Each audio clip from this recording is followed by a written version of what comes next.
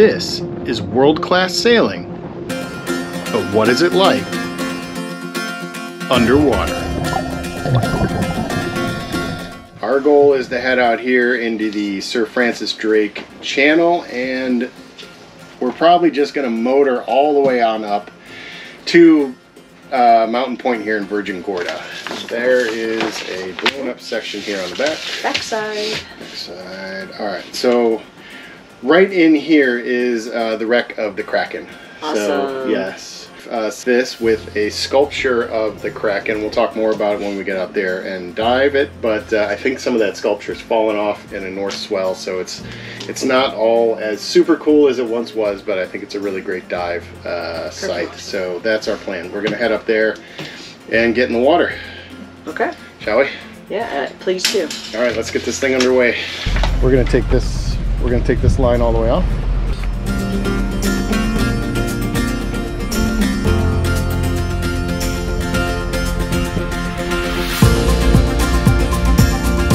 Take off 4?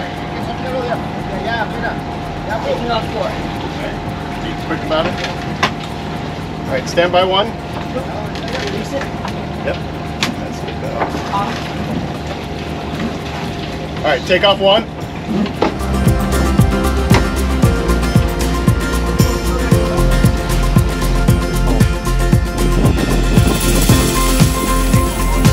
I'm gonna come to neutral, and then you're gonna walk the dinghy back. Okay, just me? Evan's gonna help you. Go ahead and start walking it back.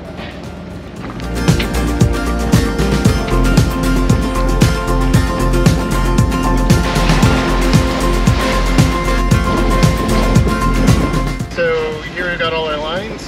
We've got the bang, the boom bang here. Our reef line 2 is on this side. Reef line 1 is on this side. We're not going to probably put any reefs in for today. Anyway, this is our main halyard.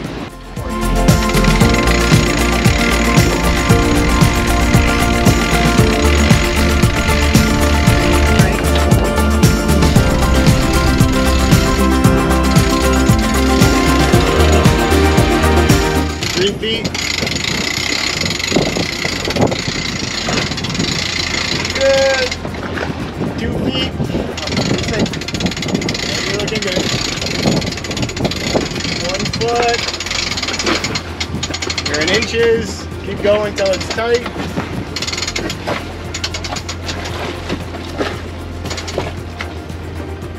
Keep going. Can you go the other way? Tighten her up. Yeah. Yeah. Fall off here.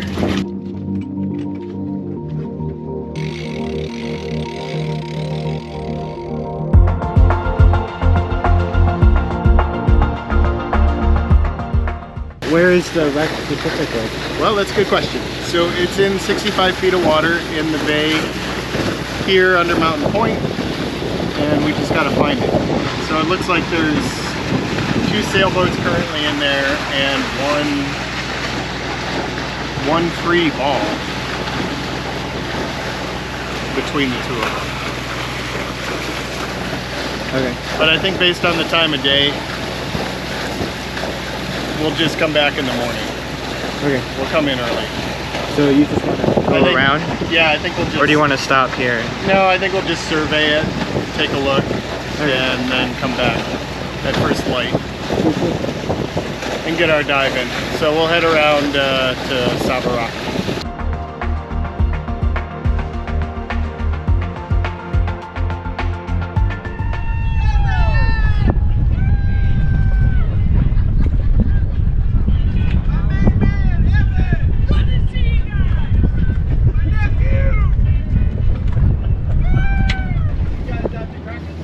No, we're gonna do it in the morning.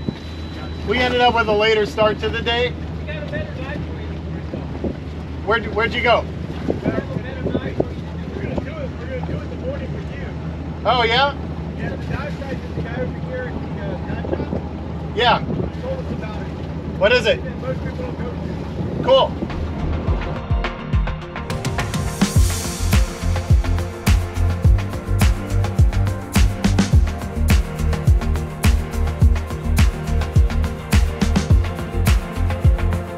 best laid plans are those that change.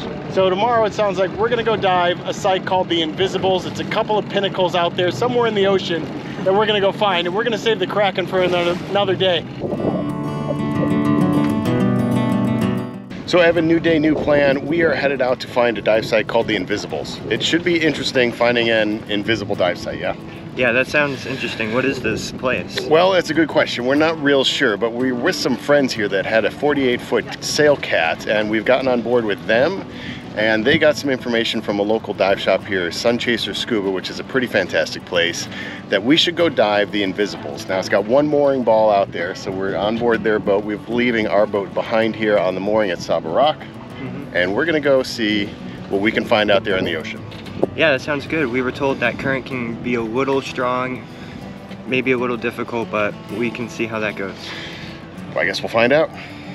So we got Richard Branson's island out here, Necker Island.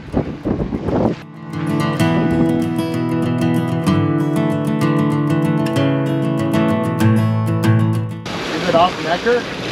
Yeah, it's about over there. It's over there. All right. I guess we'll find it. Yeah. It's like an orange one in front of us. Yeah. Well, looks like we're at our dive site.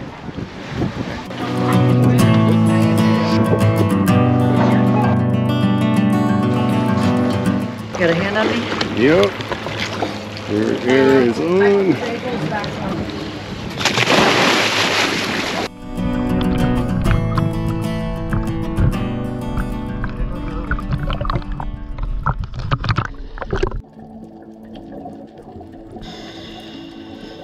As we enter the water, it's obvious there is already a mild current.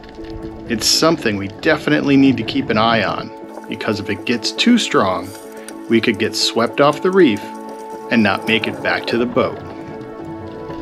The Invisibles is full of fantastic rock formations, covered in corals and sponges, that make it feel like an underwater playground.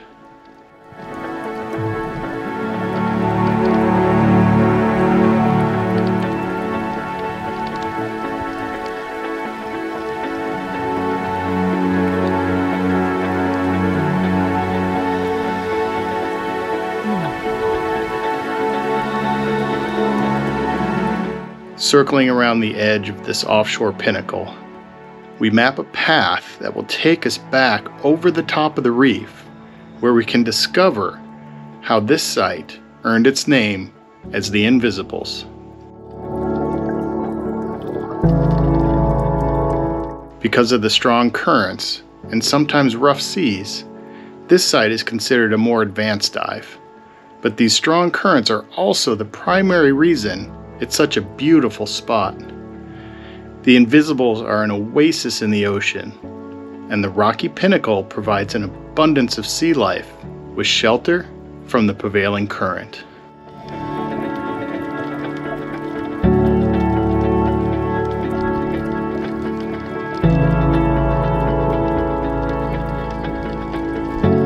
After 40 minutes, the current begins to pick up, and we swim back through the center, weaving our way around massive boulders in an effort to line up and ride the current over the top. The Invisibles rise off the seafloor and come to within 4 feet, or about 1 meter from the surface, making this location a hazard to navigation for sailors, but also giving credence to its name as the Invisibles, because they're just barely visible beneath the surface of the waves. But we're still looking forward to diving the wreck of the Kraken, so it's time to get out, get back to Saba Rock, and get back on our boat.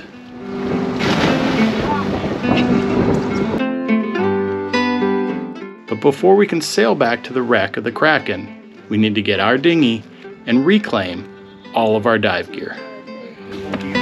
I'm curious to see what the Kraken looks like today. Yeah, me too. It's one of only a handful of boats to actually survive the attack on Pearl Harbor, so it's really historic. And they've put some mesh over the top to give it sort of a Kraken feel. But I think some of that's been destroyed in some hurricanes and Right. north swells and stuff. All right, here we go.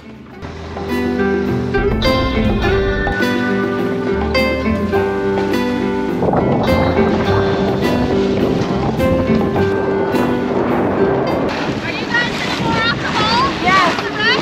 Yes, do you want to try off? Yeah, that would be great. Okay.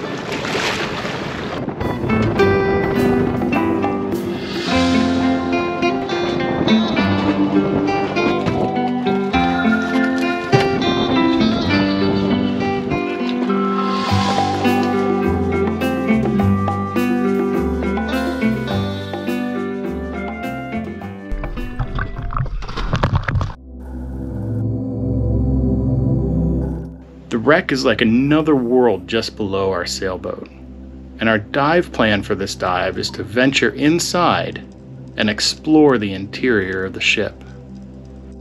The Kodiak Queen was a former Navy fuel barge that was destined for the scrapyard before a dedicated group of divers, artists, and entrepreneurs repurposed her as an artificial reef. But before she was sunk, a massive sculpture of a kraken with 80-foot-long tentacles was placed on the stern of the 158-foot ship.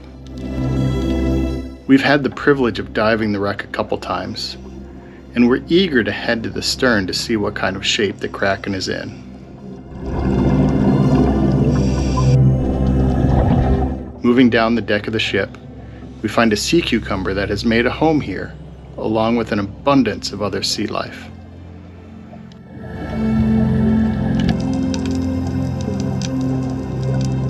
As we continue to move aft, parts of the tentacles of the kraken come into view along the starboard side, with more of it laying on top of the upper deck and over the port quarter.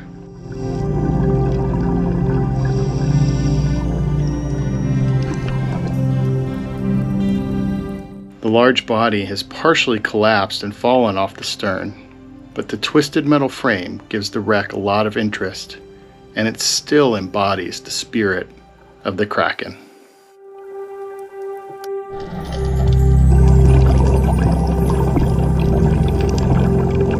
A large opening has been created to allow entry, and although this is an overhead environment where we need to be mindful of our buoyancy, the wreck has been made diver friendly, and anything that could pose a significant danger, such as overhead cables, has been removed.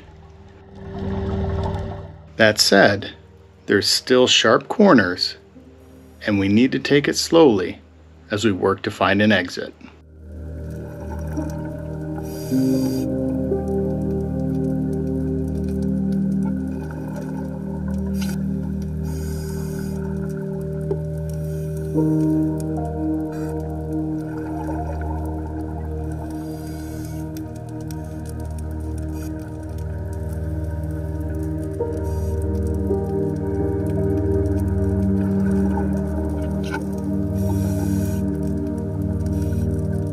Passageways are now covered in growth since the wreck was sunk in April of 2017.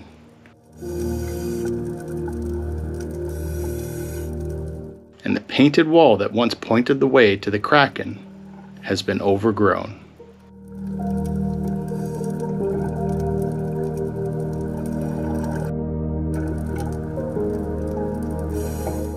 Moving down the passageway on the port side, I can't help but feel how much of a privilege it is to scuba dive.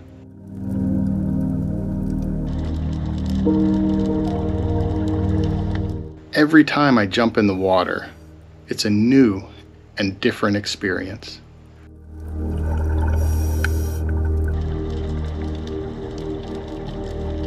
And there's always an adventure awaiting beneath the waves.